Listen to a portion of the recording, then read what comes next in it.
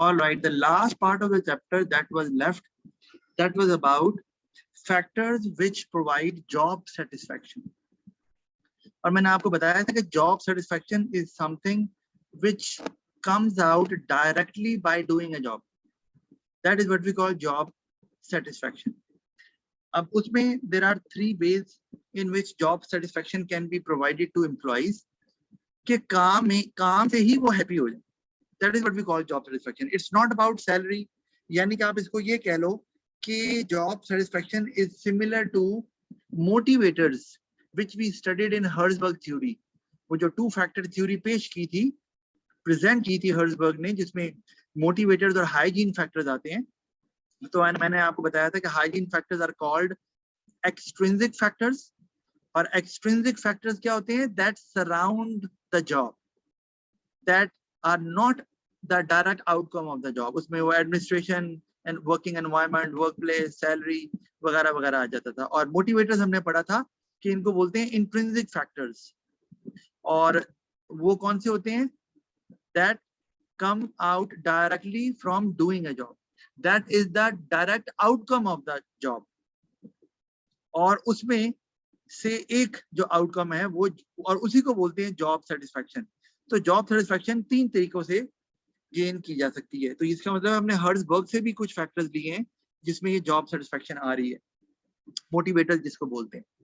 उसमें पहला आ गया जॉब रोटेशन. मतलब इसका ये है कि you have to do something to the job so that the job becomes more interesting, rewarding, challenging, right. तो उससे जॉब सेटिस्फेक्शन ज्यादा मिलेगी ऑफ कोर्स कि आप एक काम को कर रहे हैं and you are pleased by doing that job as an employee. तो इसका मतलब है you are getting job satisfaction. अब वो आप प्लीज क्यों हैं, वो कई वजूहात हो सकती हैं. Why you are getting job satisfaction? एक काम मजे का, काम चैलेंजिंग है, आप के स्किल्स को टेस्ट कर रहा है और उसमें आप शो कर सकते हैं योर पोटेंशियल. तो आपने कहा मैंने यही काम करना है, तो ये हो सकता है. या वो काम ज्यादा रिवॉर्डिंग होगा, मतलब उसमें ह्यूज रिस्पॉन्सिबिलिटी है और if you do it right तो obviously you will be praised, you will be the only one who will be praised for that job. वही काम चैलेंजिंग होगा ना जिसमें आपको रिस्पॉन्सिबिलिटी दे दी और कहा करें. तो if you do that job well तो सारी प्रेज भी आपको ही जाती है. तो कई तरीके हैं जॉब सेटिस्फेक्शन के जो कि प्रोवाइड की जा सकती है टू एम्प्लॉयज. अब उसमें एक है जॉब रोटेशन, रोटेट करना. तो आपने याद रखना, आपको ये अच्छी तरह से पता है कि when as a human being when you keep on doing the same job again and again you get bored with the passage of time. तो उसके बाद आप you won't be able to focus on your job, जिससे efficiency जो है ना वो drop कर जाती है. तो क्वालिटी भी कॉम्प्रोमाइज होती है, ऑफ कोर्स आपकी परफॉर्मेंस भी ड्रॉप कर जाती है, प्रोडक्टिविटी भी. तो उसमें आप क्या करते हैं कि आप जॉब को रोटेट करते हैं. अब याद रखना कि because it is there in the term rotation, तो मैं रोटेट का वर्ड बोल रहा हूँ लेकिन व्हाइल डिफाइनिंग दिस टर्म आप रोटेट का वर्ड इस्तेमाल नहीं कर सकते. इसका मतलब है आपको कोई और वर्ड इस्तेमाल करना है, ये आपने याद रखना है. उसमें आप क्या करते हैं कि आप उसमें you shift a worker from one job to another, ठीक है, requiring similar sort of skills, not much training is required. तो अगर ऐसे है तो यानी कि आप स्विच कर रहे हैं एक वर्कर को from one job to another requiring similar sort of skills. तो उससे क्या होता है, worker feels that it's a different job, there is some variety to do, a variety of activities to do for that job, right? तो उससे worker जो है ना वो जो बोर्डम वाला एलिमेंट होता है वो किसी हद तक और कुछ अरसे के लिए चला जाता है, because now the job is new, there are some different activities that need to be perform. जैसे मैं एग्जांपल देता हूँ कि एक बंदे को कहा गया कि आपने कस्टमर्स को अटेंड करना है रिसेप्शन पे. तो अब आपने साथ में कहा कि अब कस्टमर्स को आपने अटेंड नहीं करना, आपने फोन कॉल्स अटेंड करनी है और कस्टमर्स को गाइड करना है. तो slightly different jobs but same, almost same communication skills are required. तो लेकिन still the job would be considered different. तो उसमें आपकी जो एफिशिएंसी है जो ड्रॉप हो सकती थी वो नहीं होगी and workers will start taking more interest in that job because it's a new one. there are some different activities there. वरना ये होता है कि एक ही काम को कर करके यार ये तो सुबह से शाम करते हैं बस, ठीक है जैसे हो रही है ठीक है हम सही कर रहे हैं. तो आप फिर आपकी टेंशन जो है ना वो नहीं रहती. जैसे कि आप बस ड्राइवर्स को देख लें, they move the vehicles very fast and they are the major cause of accidents. और दिन रात वो चलाते हैं रिक्शा या बस वैगन, ठीक है, लेकिन बिकॉज वो एक ही काम को बार बार करते हैं तो यस दे बिकम एक्सपर्ट, लेकिन उसके साथ साथ वो जो बोर्डम आ जाता है एक ही जॉब को कर करके, उसकी वजह से दे लूज देयर फोकस और उसकी वजह से एक्सीडेंट्स आर कॉज्ड। आपको बता रहा हूँ, तो एक्सीडेंट्स नॉर्मली जो है वो बंदे who are not good at driving उनकी वजह से नहीं होते, because they are very careful. ज्यादातर एक्सीडेंट्स होते हैं ओवर कॉन्फिडेंस से या जिनको बहुत अच्छी ड्राइविंग आती है, याद रखना आप, क्योंकि वो कहते हैं जी हम तो करते हैं अच्छी ड्राइविंग है, दिन रात हमारा ही काम है, तो उससे क्या होता है, they lose focus. Same is the case with jobs as well, जो कि फैक्ट्री में की जाती है या शॉप्स पे या किसी और ऑफिस में। तो वो वैरायटी देकर आप वर्कर्स को, तो हम क्या करते हैं कि you keep on switching workers. आपने एक महीने के लिए एक जॉब दी, फिर आपने स्विच किया, दूसरे महीने उसी तरह की कोई और जॉब दे दी, तीसरे महीने फिर वापस ले आए, तो इस तरह से you reduce the boredom of the workers. लेकिन ऑफ कोर्स अगर यू इसमें आपको वन टाइम स्विच करने से बात नहीं बनेगी, डू रिमेंबर।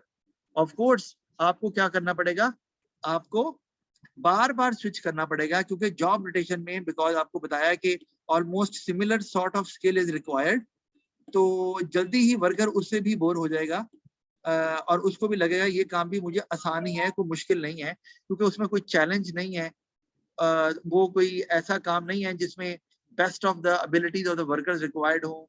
वो पहले भी काम कर रहा था और वो एबिलिटीज उसके पास थी, तो वो फोकस हो सकता है लूज कर जाए आफ्टर सम टाइम, वो काम ज्यादा रिवॉर्डिंग नहीं है। तो जॉब रोटेशन में ऐसे ही होता है, जॉब रोटेशन जो है उससे आपकी जो जॉब है एज अ वर्कर वो रिवॉर्डिंग या इंटरेस्टिंग या चैलेंजिंग नहीं होती, लेकिन उसमें कुछ वैरायटी आपको मिल जाती है जिससे for some time period you do not lose focus और you take more interest in that, क्योंकि आपको वो नया काम थोड़ा सा सीखना है पहले, तो अटेंशन ज्यादा देते हो आप।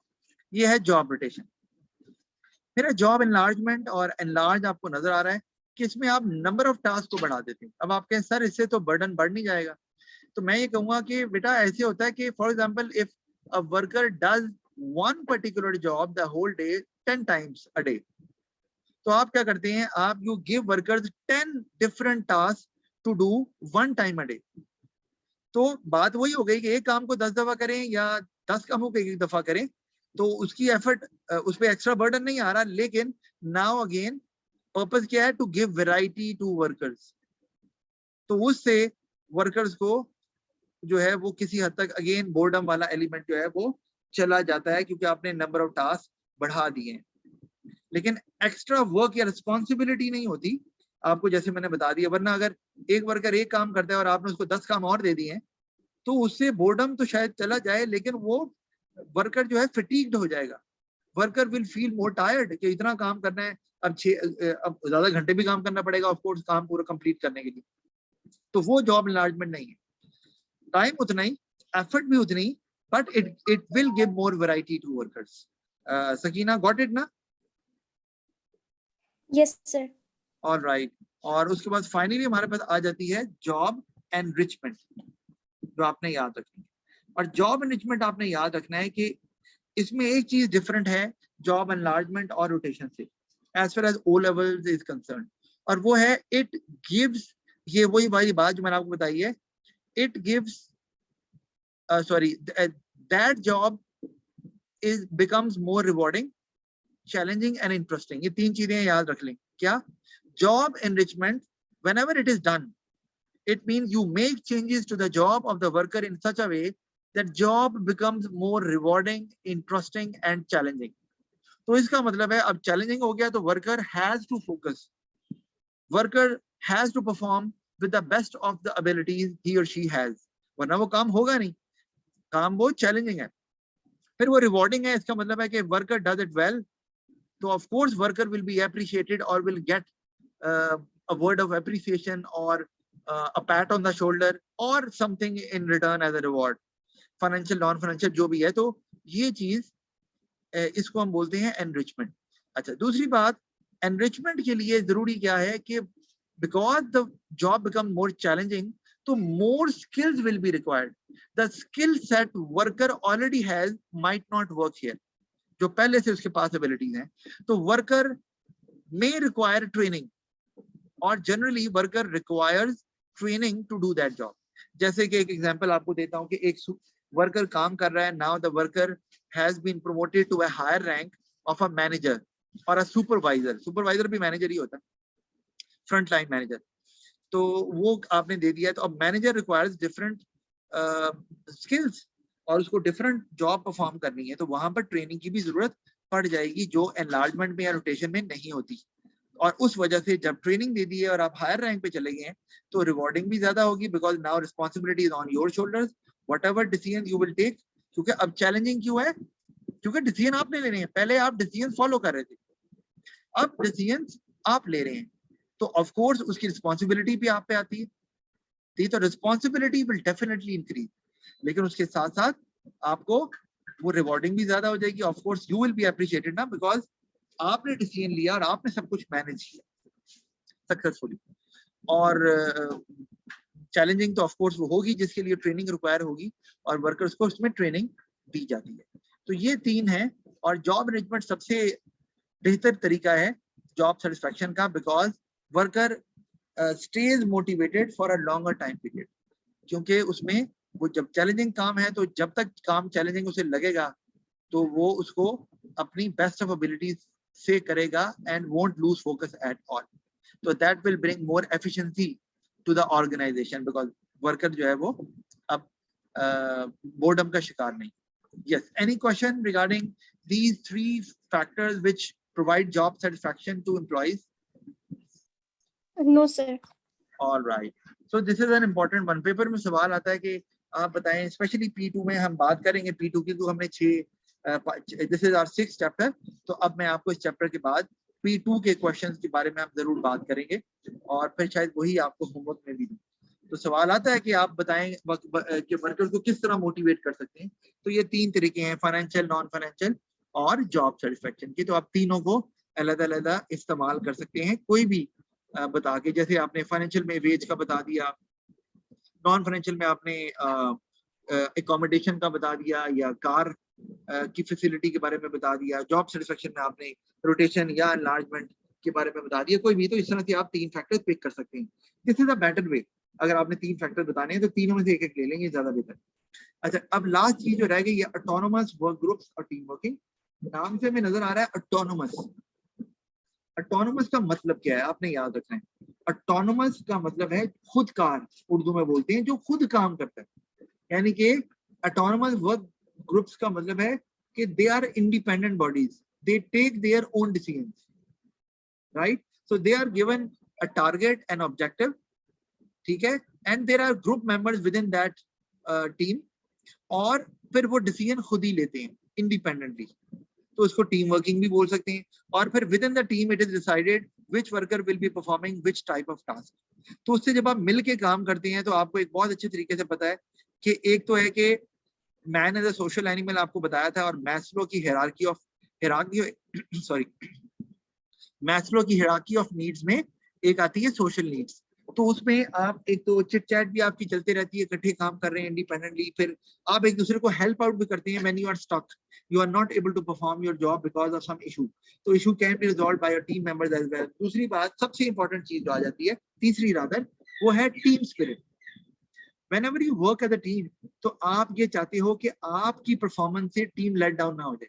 आप अकेले काम कर रहे हो तो शायद आपको कोई बात नहीं, यार काम नहीं हुआ तो फिर क्या हुआ, बहाना बना देंगे, कुछ कह देंगे। लेकिन जब आपको ये पता है if you do not perform your job well, the whole team won't be able to achieve their target, तो वो सारे कहेंगे यार तेरी वजह से यार काम नहीं हुआ। जैसे हम मैचेस भी देखते हैं, फुटबॉल है, क्रिकेट है, हॉकी है, कोई भी ले लो, तो उसमें शायद एक इंडिविजुअल अकेला खेले तो अच्छा परफॉर्म शायद ना करे, लेकिन वो चूंकि टीम में परफॉर्म करता है तो उसे पता है कि मैंने टीम, मेरी परफॉर्मेंस टीम के काम आनी है and I will be appreciated, और हम सब ने एक दूसरे की मदद करनी है। तो ये जो टीम स्पिरिट है ना, it really boosts up the confidence level of the employees, and even in adverse circumstances, even at the time of difficulty, they do not lose their focus और काम करते रहते हैं, और उसमें of course they help one another as well. तो team spirit is one of the most important thing जो आपको वैसे फाइनेंशियल रिवॉर्ड में, नॉन फाइनेंशियल रिवॉर्ड में या जॉब सेटिस्फेक्शन में शायद नहीं मिलती, जो आपको टीम वर्किंग में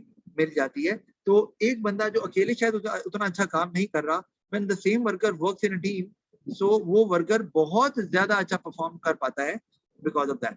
वो नहीं सुनना चाहता कि मेरी वजह से मेरे टीम मेंबर्स के यार तेरी वजह से हम अपना टारगेट अचीव नहीं कर सके, या तूने हमें लेट डाउन किया है।